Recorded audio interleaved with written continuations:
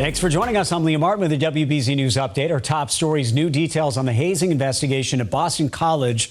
The school's newspaper reports that student athletes were told to binge drink and forced to eat their own vomit at a freshman swimming and diving event. Swimmers also allegedly engaged in underage drinking and were encouraged to take part in drinking games at two other events. Earlier this week, the college announced it has indefinitely suspended the program. The FAA is investigating several incidents involving lasers being pointed at aircraft in the Boston area. Two different JetBlue planes reported laser beams pointed at them while they were landing at Logan early yesterday morning.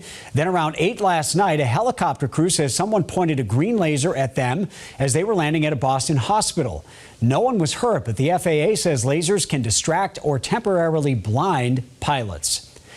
The MBTA ordering a 48-hour work stoppage after several close calls.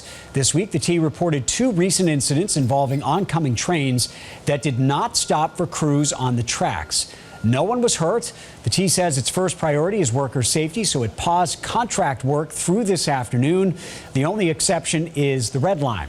Let's get a check of your next weather forecast now with meteorologist Zach Green. Hey, Zach. Good morning, Liam. And we're starting off the day with brilliant blue sky. Obviously, all eyes, though, going to be on the tropical system, which isn't named as of yet. You give it some time today, and I think Ophelia is going to be the official start. We're getting towards Hatteras as we speak. 50-mile-per-hour max sustained winds. That's why tropical storm warnings are in effect for the Carolina coastline up through the Chesapeake Bay, southern Delaware as well. Not going to feel the same concerns here locally as this gets a little western jog, so it will lose some steam over the course of the next few days. It doesn't lose any of its moisture content, though, which is why our emphasis will be on the rain and the flooding potential. Starting Saturday morning, 5 to 6 a.m., intermittent showers from south to north, so out towards the south coast, Cape Cod, and the islands to begin, and then it will override the region as we get closer midday. The farther north you go, the less of the effect. We're still holding on to some steady pockets and then buckets as we go into the afternoon and evening. This is where the travel headaches really seem to line up. Outdoor plans, forget about them. We are back inside. Gusty winds to go along with the heavy rainfall rate. So unfortunately for folks with the Billy Joel concerts, wedding plans,